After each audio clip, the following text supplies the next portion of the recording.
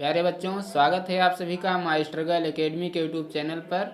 बच्चों, आज हम half yearly exam subject English कक्षा 6 का क्वेश्चन पेपर दिखाने वाले हैं और इस क्वेश्चन पेपर के साथ साथ मैं आपको इन क्वेश्चंस का हल भी बताऊंगा। तो आज की वीडियो बहुत ही इम्पोर्टेंट होने वाली है।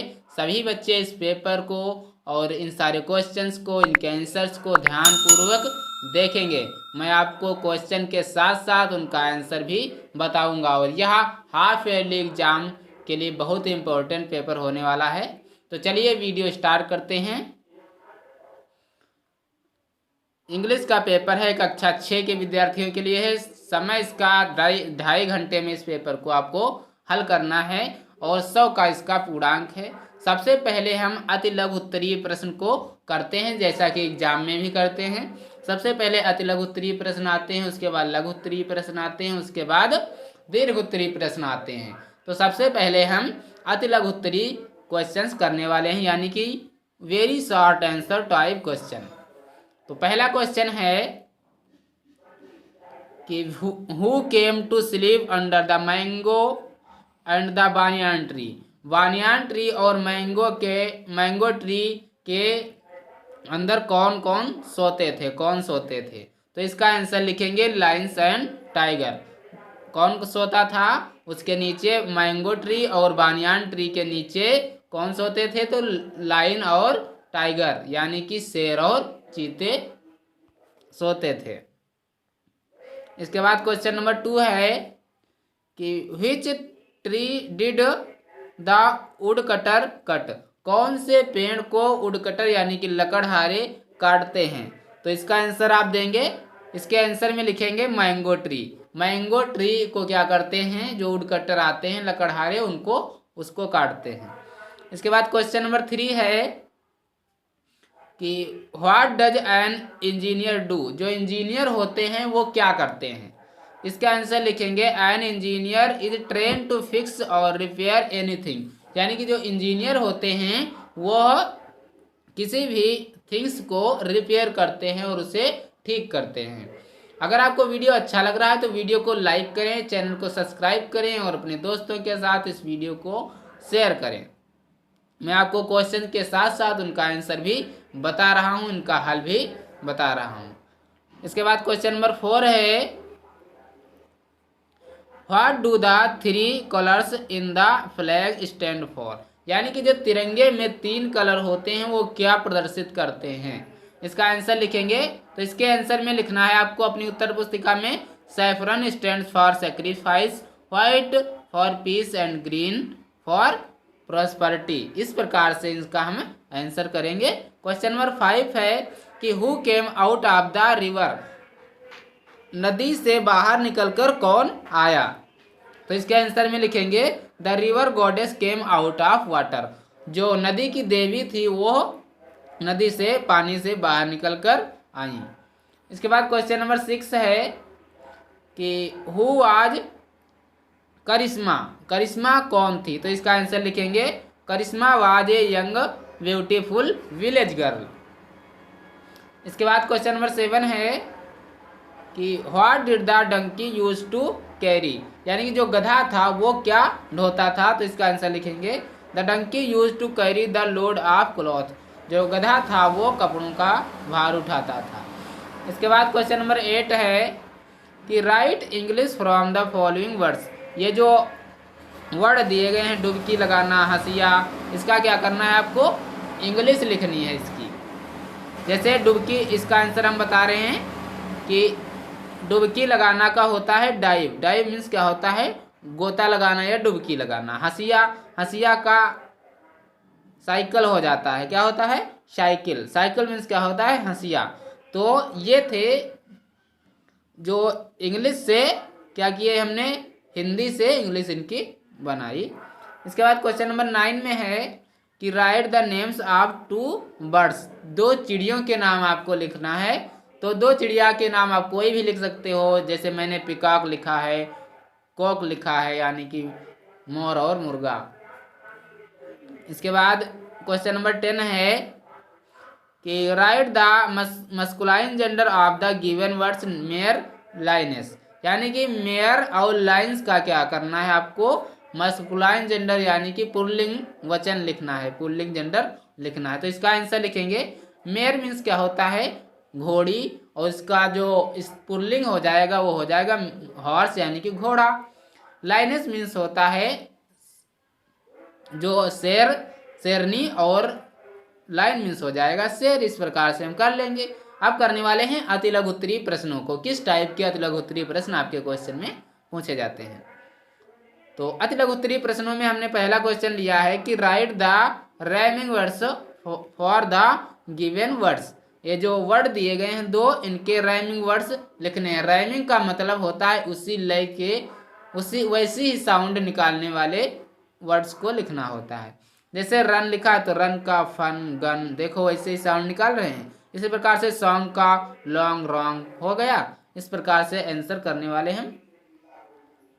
क्वेश्चन नंबर 12 है कि write a meaningful words from the given jumped letter,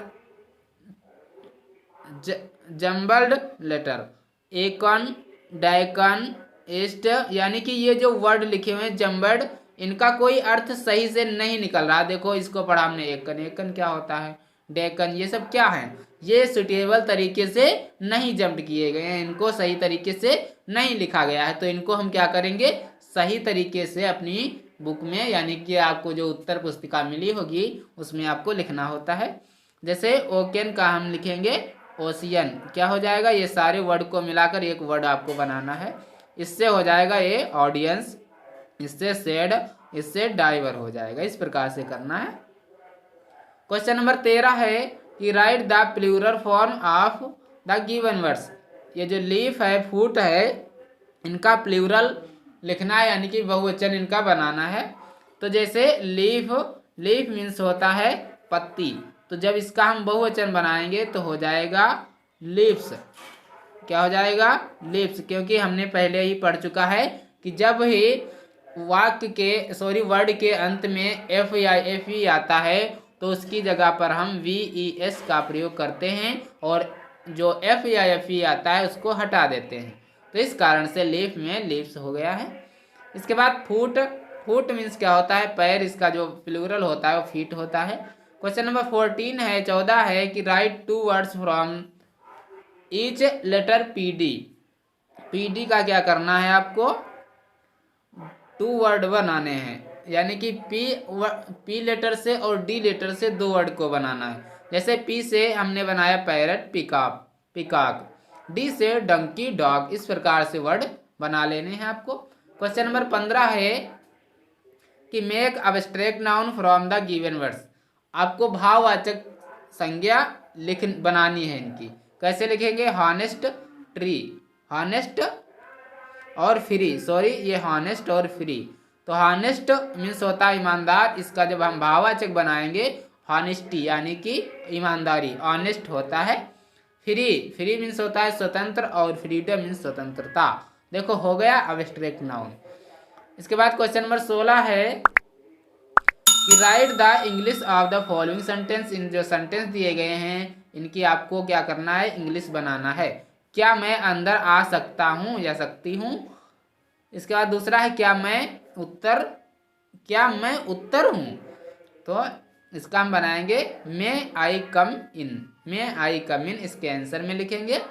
इसका आंसर इसके बाद मे आई आंसर, क्या मैं उत्तर हूँ। अब हम दीर्घ उत्तरीय प्रश्नों को करने वाले हैं। दीर्घ उत्तरीय प्रश्नों में क्वेश्चन नंबर 17 है कि how are the donkey different from the dog. जो डंकी था, जो डॉग था, वह डिफरेंट गधे से डिफरेंट कैसे था, अलग कैसे था।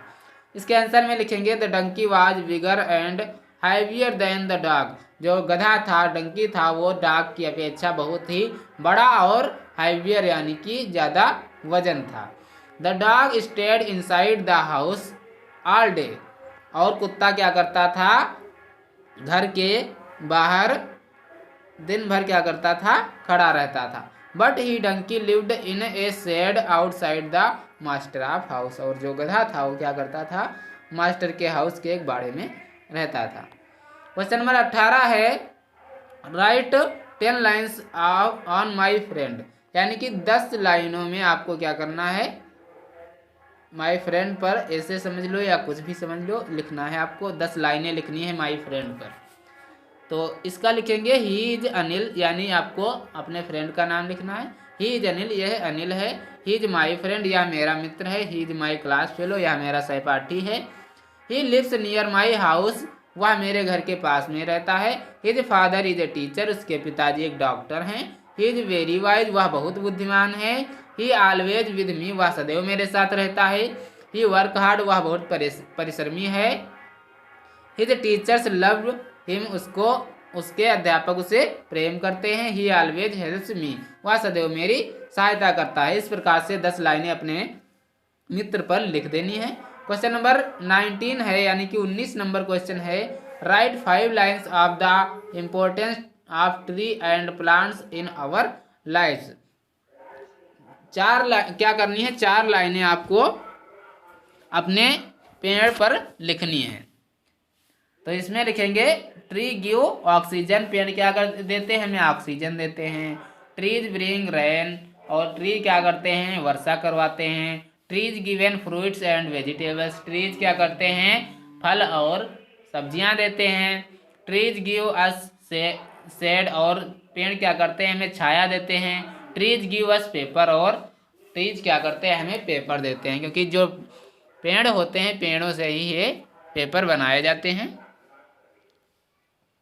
इसके बाद क्वेश्चन नंबर 20 है कि ट्रांसलेट इनटू इंग्लिश। इसका क्या करना है, आपको ट्रांसलेट करना है, यानी कि ये जो वर्ड दिए गए हैं, ये जो शब्द है, जो पूरा सेंटेंस है, इसको आपको ट्रांसलेट करके इंग्लिश में बनाना है। जैसे एक गांव में एक किसान रहता था, वो बहुत ईमानदार था।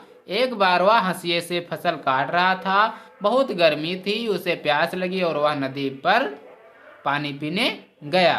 तो इसका हम बनाएंगे once there lived a farmer in a village. एक गांव में एक किसान रहता था।